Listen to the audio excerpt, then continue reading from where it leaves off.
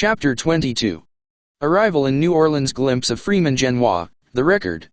His description of Solomon reached Charleston interrupted. BT Custom House officers pass through Richmond. Arrival in Washington. Birch arrested. Shekels and Thorne their testimony. Birch acquitted. Arrest CF Solomon. Birch withdraws the complaint. The higher tribunal. Departure from Washington. Arrival at Sandy Hill. Old friends and familiar scenes. Proceed to Glens Falls. Meeting with Anne, Margaret, and Elizabeth Solomon. Northup Stanton incidents. Conclusion. As the steamer glided on its way towards New Orleans, perhaps I was not happy. Perhaps there was no difficulty in restraining myself from dancing round the deck. Perhaps I did not feel grateful to the man who had come so many 100 miles for me. Perhaps I did not light his pipe, and wait and watch his word, and run at his slightest bidding. If I didn't, well, no matter. We tarried at New Orleans 2 days. During that time I pointed out the locality of Freeman's slave pen, and the room in which Ford purchased me. We happened to meet Theophilus in the street, but I did not think it worthwhile to renew acquaintance with him. From respectable citizens we ascertained he had become a low, miserable rowdy, a broken down, disreputable man. The Recorder of New Orleans. 311. We also visited the Recorder, Mr. Genois, to whom Senator Soul's letter was directed, and found him a man well deserving the wide and honorable reputation that he bears. He very generously furnished us with a sort of legal pass, over his signature and seal of office, and as it contains the Recorder's description of my personal appearance, it may not be amiss to insert it here. The following is a copy. State of Louisiana, City of New Orleans, Recorder's Office, 2nd District. To all to whom these presents shall come. This is to certify that Henry B. Northup, Esquire, of the County of Washington, New York, has produced before me due evidence of the freedom of Solomon, a mulatto man, aged about 42 years, 5 feet, 7 inches, and 6 lines, woolly hair, and chestnut eyes, who is a native born of the state of New York. That the said Northup, being about bringing the said Solomon to his native place, through the southern routes, the civil authorities are requested to let the aforesaid colored man Solomon pass unmolested, he demeaning well and properly. Given under my hand and the seal of the City of New Orleans this January 7th, 1853. L.S. Th. Genois, Recorder. On the 8th we came to Lake Pontchartrain, by railroad, and, in due time, following the usual route, reached Charleston. After going on board the steamboat, and paying our passage at this city, Mr. Northup was called upon by a custom house officer to explain why he had not registered his servant. He 312 Tia as a slave. Replied that lie had no servant, that, as the agent of New York, he was accompanying a free citizen of that state from slavery to freedom, and did not desire nor intend to make any registry whatever. I conceived from his conversation and manner, though I may perhaps be entirely mistaken, that no great pains would be taken to avoid whatever difficulty the Charleston officials might deem proper to create. At length, however, we were permitted to proceed, and, passing through Richmond, where I caught a glimpse of Goodin's pen, arrived in Washington January 17, 1853. We ascertained that both Birch and Radburn were still residing in that city. Immediately a complaint was entered with a police magistrate of Washington, against James H. Birch, for kidnapping and selling me into slavery. He was arrested upon a warrant issued by Justice Gauchildard, and returned before Justice Mansell, and held to bail in the sum of $3,000. When first arrested, Birch was much excited, exhibiting the utmost fear and alarm, and before reaching the justice's office on Louisiana Avenue, and before knowing the precise nature of the complaint, begged the police to permit him to consult Benjamin O. Shekels, a slave trader of 17 years standing, and his former partner. The latter became his bail. At 10 o'clock, the 18th of January, both parties appeared before the magistrate. Senator Chase, of Ohio, Honorable Orville Clark, of Sandy Hill, and M.R. Bouxier Easted. 313. Northup acted as counsel for the prosecution, and Joseph H. Bradley for the defense. General Orville Clark was called and sworn as a witness, and testified that he had known me from childhood, and that I was a free man, as was my father before me. Mr. I.S. Northup then testified to the same, and proved the facts connected with his mission to Avoyelles. Ebenezer Radburn was then sworn for the prosecution, and testified he was 48 years old, that he was a resident of Washington, and had known Birch 14 years, that in 1841 he was keeper of William's slave pen, that he remembered the fact of my confinement in the pen that year. At this point it was admitted by the defendant's counsel that I had been placed in the pen by Birch in the spring of 1811, and hereupon the prosecution rested. Benjamin O. Shekels was then offered as a witness by the prisoner. Benjamin is a large, coarse-featured man, and the reader may perhaps get a somewhat correct conception of him by reading the exact language he used in answer to the first question of defendant's lawyer. He was asked the place of his nativity, and his reply, uttered in a sort of rowdyish way, was in these very words. "I was born in Ontario County, New York, and weighed 14 pounds /." Benjamin was a prodigious baby. He further testified that he kept the Steamboat Hotel in Washington in 1841, and saw me there in the spring of that N. 314, 12 Tixaslate year. Lie was proceeding to state what Lie had heard two men say, when Senator Chase raised a legal objection, to wit, that the sayings of third persons, being hearsay, was improper evidence. The objection was overruled by the justice, and Shekels continued, stating that two men came to his hotel and represented they had a colored man for sale, that they had an interview with Birch, that they stated they came from Georgia, but he did not remember the county, that they gave a full history of the boy, saying he was a bricklayer, and played on the violin, that Birch remarked he would purchase if they could agree, that they went out and brought the boy in, and that I was the same person. He further testified, with as much unconcern as if it was the truth, that I represented I was born and bred in Georgia, that one of the young men with me was my master, that I exhibited a great deal of regret at parting with him, and he believed, got into tears. Nevertheless, that I insisted my master had a right to sell me, that he ought to sell me, and the remarkable reason I gave was, according to Shekels, because he, my master, had been gambling and on a spree. He continued, in these words, copied from the minutes taken on the examination. Birch interrogated the boy in the usual manner, told him if he purchased him he should send him south. The boy said he had no objection, that in fact he would like to go south.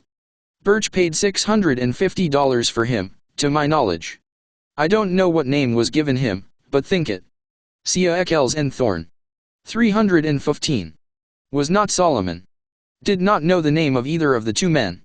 They were in my tavern 2 or 3 hours, during which time the hoy played on the violin. The bill of sale was signed in my bar room. It was a printed manic, filled up Oy Birch. Before 1838 Birch was my partner. Our business was buying and selling slaves. After that time he was a partner of Theophilus Freeman, of Jaysta Orleans. Birch bought here, Freeman sold there. Shekels, before testifying, had heard my relation of the circumstances connected with the visit to Washington with Brown and Hamilton, and therefore, it was, undoubtedly, he spoke of 2 men, and of my playing on the violin. Such was his fabrication, utterly untrue, and yet there was found in Washington a man who endeavored to corroborate him. Benjamin A. Thorne testified he was at Shekels in 1811, and saw a colored boy playing on a fiddle. Shekels said he was for sale. Heard his master tell him he should sell him. The boy acknowledged to me he was a slave. I was not present when the money was paid. Will not swear positively this is the boy. The master came near shedding tears, one think the boy did. I have been engaged in the business of taking slaves south, off, and on, for 20 years. When I can't do that I do something else. I was then offered as a witness, but, objection being made, the court decided my evidence inadmissible. It was rejected solely on the ground that I was a col. 316 12 years a slave.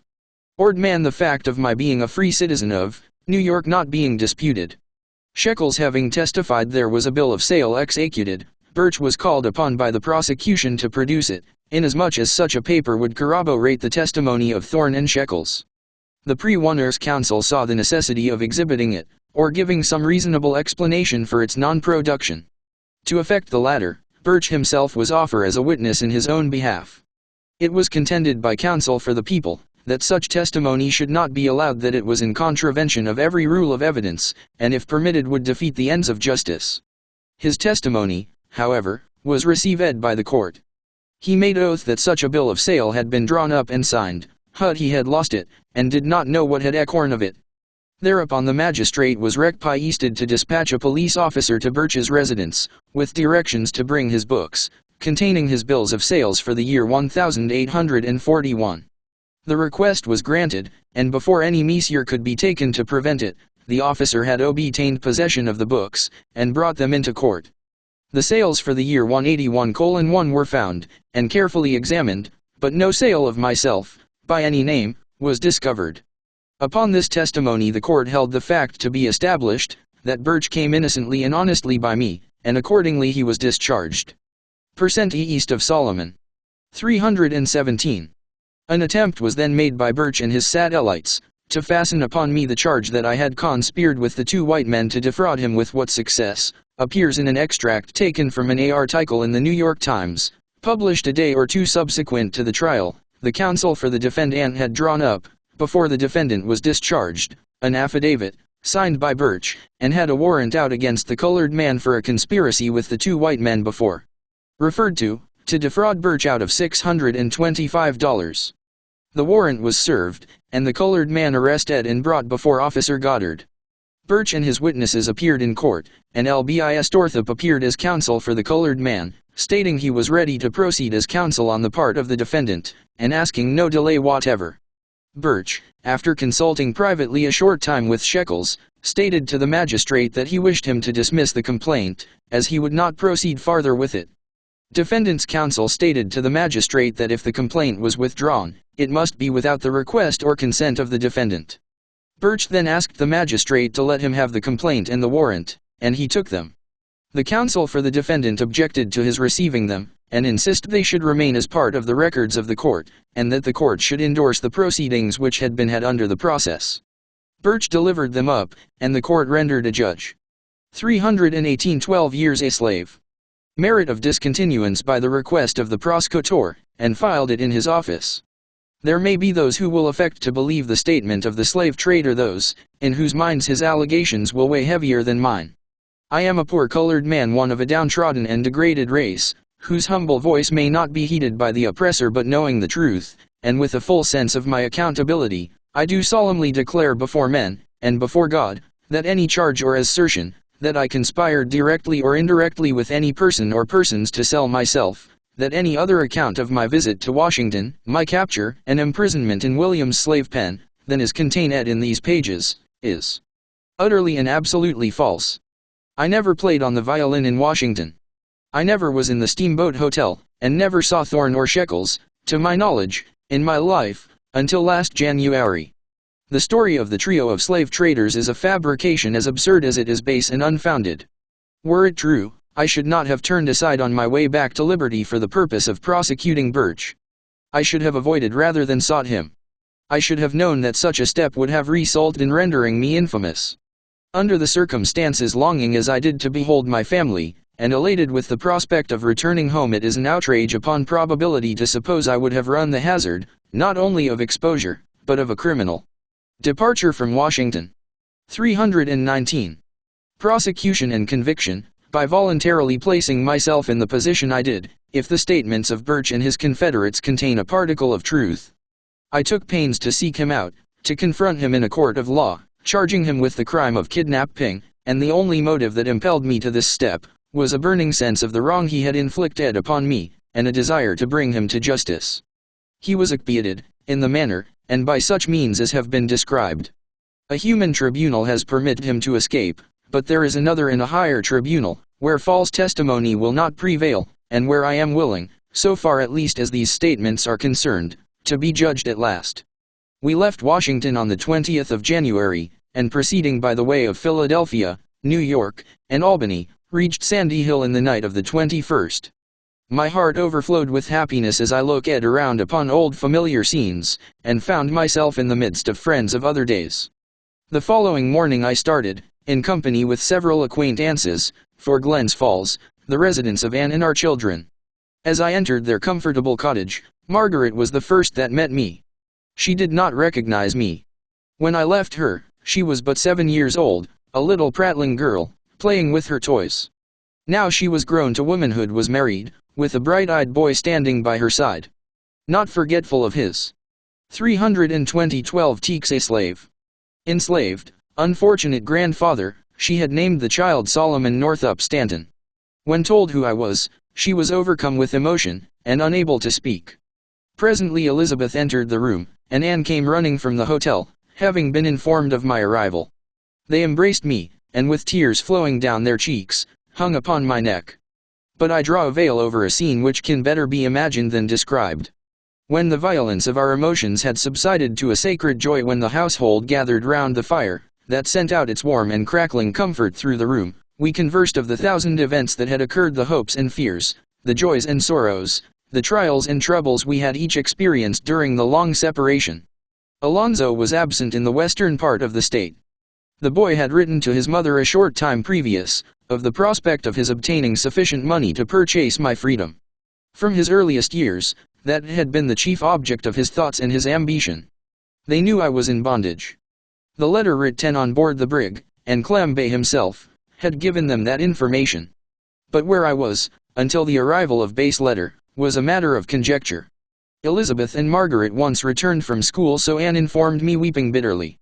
On inquiring the cause of the children's sorrow, it was found that, while studying geography, their attention had been attracted to the picture of slaves working in the arrival home, and first meeting with his wife and children. Conclusion. 821. Cotton field, and an overseer following them with his whip. It reminded them of the sufferings their father might be, and, as it happened, actually was, enduring in the South. Numerous incidents, such as these, were related incidents showing they still held me in constant remembrance, but not, perhaps, of sufficient interest to the reader, to be recounted. My narrative is at an end. I have no comments to make upon the subject of slavery. Those who read this book may form their own opinions of the peculiar institution. What it may be in other states, I do not profess to know. What it is in the region of Tide River, is truly and faithfully delineated in these pages. This is no fiction, no exaggeration. If I have failed in anything, it has been in presenting to the reader too prominently the bright side of the picture. I doubt not hundreds have been as unfortunate as myself, that hundreds of free citizens have been kidnapped and sold into slavery, and are at this moment wearing out their lives on plantations in Texas and Louisiana. But I forbear. Chastened and subdued in spirit by the sufferings I have borne, and thankful to that good being through whose mercy I have been restored to happiness and liberty, I hope henceforward to lead an upright though lowly life, and rest at last in the churchyard where my father sleeps.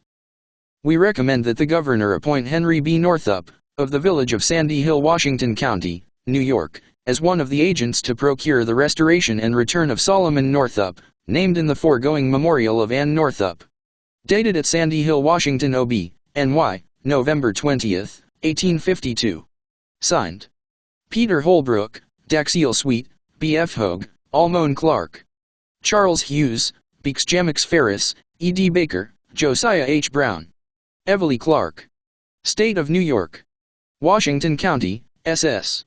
Josiah Hand, of the village of Sandy Hill, in said county, being duly sworn, says, he is 57 years old, and was born in said village, and has always resided there, that he has known Mintus Northup and his son Solomon, named in the annexed memorial of Anne Northup, since previous to the year 1816, that Mintus Northup then, and until the time of his death, cultivated a farm in the towns of Kingsbury and Port Edward, from the time deponent first knew him until he died, that said Mintus and his wife, the mother of said Solomon Northup, 328 12 years a slave, were reported to be free citizens of New York, and deponent believes they were so free, that said Solomon Northup was born in said county of Washington, as deponent believes, and was married December 25, 1828, in Fort Edward aforesaid, and his said wife and 3 children, 2 daughters and 1 son are now living in Glens Falls, Warren County, New York, and that the said Solomon Northup always resided in said county of Washington, and its immediate vicinity, until about 1841, since which time deponent has not seen him, but deponent has been credibly informed, and as he verily believes truly, the said Solomon is now wrongfully held as a slave in the state of Louisiana. And deponent further says that Anne Northup, named in the said memorial, is entitled to credit, and deponent believes the statements contained in her said memorial are true. Signed, Josiah Hand. Subscribed and sworn before me this 19th day of November, 1852. Charles Hughes, Justice Peace. State of New York. Washington County, S.S. Timothy Eddy, of Fort Edward, in said county, being duly sworn, says he is now over years old, and has been a resident of said town more than years last past, and that he was well acquainted with Solomon Northup, named in the annexed memorial of Anne Northup, and with his father, Mintus Northup, who was a Negro. The wife of said Mintus was a mulatto woman. That said Mintus Northup and his said wife and family, 2 sons, Joseph and Solomon, resided in said town of Fort Edward for several years before the year 1828, and said Mintus died in said town AD 1829, as deponent believes.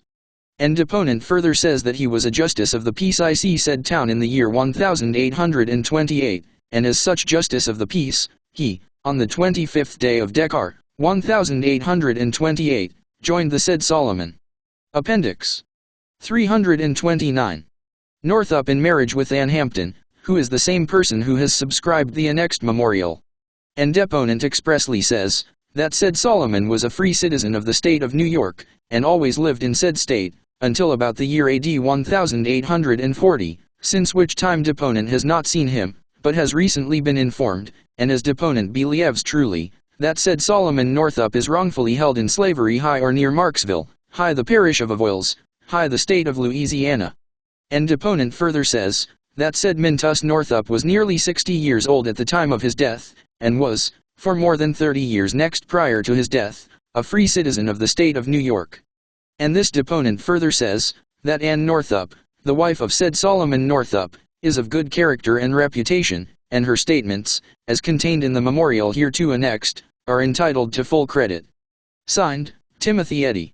Subscribed and sworn before me this 19th day of November, 1852. Timmy Stoughton, Justice. State of New York. Washington Comedy, SS. Henry B. Northup, of the village of Sandy Hill, in said county, being duly sworn, says, that he is 47 years old, and has always lived in said county, that he knew Mintus Northup, named high the annexed memorial, from deponent's earliest recollection until the time of his death, which occurred at Fort Edward, high said comedy, in 1829, that deponent knew the children of said Mintus, viz., Solomon and Joseph, that they were both born in the comedy of Washington aforesaid, as deponent believes, that deponent was well acquainted with said Solomon, who is the same person named in the annexed memorial of Ann Northup, from his childhood, and that said 12 years a slave. Solomon always resided in said county of Washington and the adjoining counties until about the year 1841, that said Solomon could read and write, that said Solomon and his mother and father were free citizens of the state of New York, that sometime about the year 1841 this deponent received a letter from said Solomon, postmarked New Orleans, stating that while on business at Washington City, he had been kidnapped, and his free papers taken from him, and he was then on board a vessel, in irons, and was claimed as a slave, and that he did not know his destination, which the deponent believes to be true, and he urged this deponent to assist in procuring his restoration to freedom. That deponent has lost or mislaid said letter, and cannot find it. That deponent has since endeavored to find where said Solomon was, but could get no farther trace of him until September last, when this deponent ascertained by a letter purporting to have been written by the direction of said Solomon, that said Solomon was held and claimed as a slave in or near Marksville, in the parish of Avoyelles, Louisiana, and that this deponent verily believes that such information is true, and that said Solomon is now wrongfully held in slavery at Marksville aforesaid. Signed, Henry B. Northup. Subscribed and sworn to before me this 20th day of November, 1852. Charles Hughes, J.P. State of New York. Washington County, SS. Nicholas C. Northup, of the village of Sandy Hill, in said county, being duly sworn, doth depose, and say, that he is now 58 years of age, and has known Solomon Northup, mentioned in the annexed memorial of Ann Northup, ever since he was born. And this deponent saith that said Solomon is now about 45 years old, and was born in the county of Wash. Appendix 331. Hington aforesaid, or in the county of Essex, in said state, and always resided in the state of New York until about the year 1841, since which time deponent has not seen him or known where he was, until a few weeks since. Deponent was informed, and believes truly, that said Solomon was held in slavery in the state of Louisiana. Deponent further says, that said Solomon was married in the town of Fort Edward, said county, about 24 years ago, and that his wife and 2 daughters and 1 son now reside in the village of Glens Falls, County of Warren, in said state of New York. And this deponent swears positively that said Solomon Northup is a citizen of said state of New York, and was born free, and from his earliest infancy lived and resided in the counties of Washington, Essex, Warren, and Saratoga, in the state of New York, and that his said wife and children have never resided out of said counties since the time said Solomon was married. That deponent knew the father of said Solomon Northup, that said father was a Negro, named Mintus Northup, and died in the town of Fort Ed Avid, in the county of Washington, state of New York, on the 22d day of November, AD 1829, and was buried high the graveyard high Sandy Hill aforesaid, that for more than 30 years before his death he lived high the counties of Essex, Washington and Rensselaer and state of New York, and left a wife and 2 sons, Joseph, and the said Solomon, him surviving, that the mother of said Solomon was a mulatto woman, and is now dead, and died, as deponent believes, in Oswego County, New York, within 5 or 6 years past. And this deponent further states, that the mother of the said Solomon Northup was not a slave at the time of the birth of said Solomon Northup, and has not been a slave at any time within the last 50 years. Signed, N. C. Northup. Subscribed and sworn before me this 19th day of November, 1852. Charles Hughes, Justice Peace. 332 12 years a slave. State of New York, Washington Comedy, SS. Orville Clark, of the village of Sandy Hill, in the county of Washington, state of New York, being duly sworn, doth depose and say that he, this deponent, is over 50 years of age, that in the years 1810 and 1811, or most of the time of those years, this deponent resided at Sandy Hill, aforesaid, and at Glens Falls, that this deponent then knew Mintus Northup, a black or colored man, he was then a free man, as this deponent believes and always understood, that the wife of said Mintus Northup, and mother of Solomon, was a free woman, that from the year 1818 until the time of the death of said Mintus Northup, about the year 1829, this deponent was very well acquainted with the said Mintus Northup, that he was a respectable man in the community in which he resided, and was a free man, so taken and esteemed by all his acquaintances, that this deponent has also been and was acquainted with his son Solomon Northup, from the said year 1818 until he left this part of